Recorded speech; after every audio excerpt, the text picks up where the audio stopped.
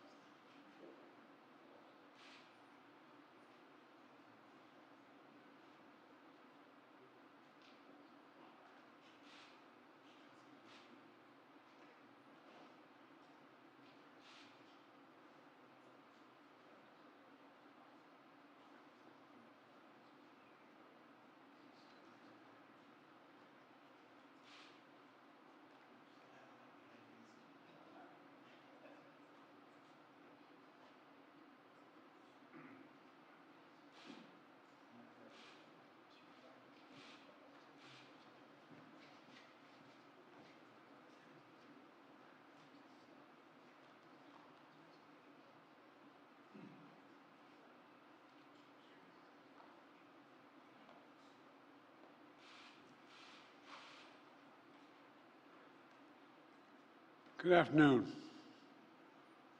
I've come here today to do what the Republicans in Congress refuse to do, take the necessary steps to secure our border. 4 months ago, after weeks of intense negotiation between my staff and Democrats and Republicans, we came to a clear bipartisan deal. It was the strongest border security agreement in decades. But then, Republicans in Congress, not all, but walked away from it. Why? Because Donald Trump told them to. He told the Republicans, it has been published widely by many of you, that he didn't want to fix the issue, he wanted to use it to attack me. That's what he wanted to do. It was a cynical and an extremely cynical political move, and a complete disservice to the American people who are looking for us to, not to weaponize the border, but to fix it. Today, I'm joined by a bipartisan group of governors, members of Congress, mayors, law enforcement officials, most of whom live and work along the southern border. They know the border is not a political issue to be weaponized. The responsibility we have to share, to do something about it. They don't have time for the games played in Washington, and neither do the American people. So today, I'm moving past Republican obstruction and using the executive authorities available to me as president to do what I can on my own to address the border. Frankly, I would have preferred to address this issue through a bipartisan legislation, because that's the only way to actually get the kind of system we have now that's broken, fixed, to hire more Border Patrol agents, more asylum officers, more judges. But Republicans have left me no choice. Today, I'm announcing actions to bar migrants who cross our southern border unlawfully from receiving asylum. Migrants will be restricted from receiving asylum at our southern border unless they seek it after entering through an established lawful process. And those who seek to come to the United States legally, for example, by making an appointment and coming to a port of entry, asylum will still be available to them, still available. But if an individual chooses not to use our legal pathways, if they choose to come without permission and against the law, they'll be restricted from receiving asylum and staying in the United States. This action will help us gain control of our border, restore order into the process. This ban will remain in place until the number of people trying to enter illegally is reduced to a level that our system can effectively manage. We'll carry out this order consistent with all our responsibilities under international law, every one of them. In addition to this action, we recently made important reforms in our asylum system, more efficient and more secure reforms. The goal is to deliver decisions on asylum as quickly as possible. The quicker decision means that a migrant is less likely to pay a criminal smuggler thousands of dollars to take him on a dangerous journey, knowing that if in fact they move in the wrong direction, they're returned around quickly. And 2 weeks ago, the Department of Justice started a new docket in the immigration courts to address cases where people who've recently crossed the border they make a decision within 6 months rather than 6 years, because that's what happens now. Additionally, the Department of Homeland Security has proposed new rules to allow federal law enforcement to more quickly remove asylum seekers that have criminal convictions and remove them from the United States. My administration has also recently launched new efforts to go after criminal networks that profit from smuggling migrants to our border, and incentivize people to give tips to law enforcement, provide information that brings smugglers to justice. We're also sending additional federal prosecutors to hotspots along the border and prosecute individuals who break our immigration laws. One other critical step that we will be taking, and that has made a huge difference. We continue to work closely with our Mexican neighbors instead of attacking Mexico, and it's worked. We've built a strong partnership of trust between the Mexican President López Obrador, and I'm going to do the same with the Mexican-elect President who I spoke with yesterday. We've chosen to work together with Mexico as an equal partner, and the facts are clear. Due to the arrangements that I've reached with President Obrador, the number of migrants coming and to our shared border unlawfully in recent months has dropped dramatically. But while these steps are important, they're not enough. To truly secure the border, we have to change our laws, and Congress needs to provide the necessary funding to hire 1,500 more border security agents. 100 more immigration judges to help tackle the backlog of cases, more than 2 million of them. 4,300 more asylum officers to make decisions in less than 6 months instead of 6 years, which is what it takes now. And around 100 more high-tech detection machines to significantly increase the ability to screen and stop fentanyl being smuggled into the United States. These investments were one of the primary reasons that the Border Patrol Union endorsed the bipartisan deal in the first place. And these investments are essential, remain essential. As far as I'm concerned, if you're not willing to spend the money to hire more Border Patrol agents, more asylum officers, more judges, more high-tech machinery, you're just not serious about protecting our border. It's as simple as that. I believe that immigration has always been the lifeblood of America. We're constantly renewed by an infusion of people and new talent. The Statue of Liberty is not some relic of American history. It stands for who we are as the United States. So I will never demonize immigrants. I'll never refer to immigrants as poisoning the blood of a country. And further, I'll never separate children from their families at the border. I will not ban people from this country because of their religious beliefs. I will not use the U.S. military to go into neighborhoods all across the country to pull millions of people out of their homes and away from their families to put detention camps while awaiting deportation, as my predecessor says he will do if he occupies his office again. On my very first day as president, I introduced a comprehensive immigration reform plan to fix our broken system, secure our border, provide pathways for citizenship for dreamers, and a lot more. And I'm still fighting to get that done. But we must face the simple truth. To protect America as a land that welcomes immigrants, we must first secure the border and secure it now. The simple truth is, there is a worldwide migrant crisis. And if the United States doesn't secure our border, there's no limit to the number of people who may try to come here, because there's no better place on the planet than the United States of America. For those who say the steps I've taken are too strict, I say to you that be patient. And goodwill of American people are wearing thin right now. Doing nothing is not an option. We have to act. We must act consistent with both our law and our values as Americans. I'll take these steps today, not to walk away from who we are as Americans, but to make sure we preserve who we are for future generations to come. Today, I've spoken about what we need to do to secure the border. In the weeks ahead, and I mean the weeks ahead, I'll speak to how we can make our immigration system more fair and more just. Let's fix the problem and stop fighting about it. I'm doing my part. We're doing our part. Congressional Republicans should do their part. Thank you very much.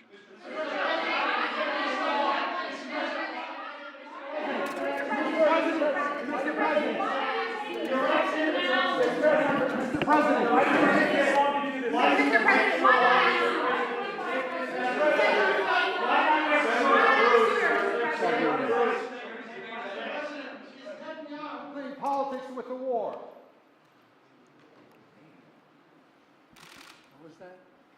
I asked her, is Prime Minister Netanyahu playing politics with the war? I don't think so. He's trying to work out a serious problem he has. Thank you.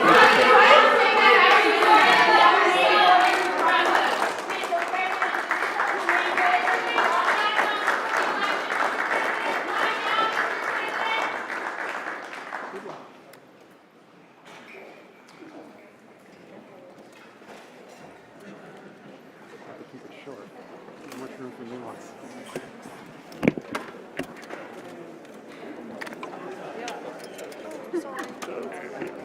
Appropriate.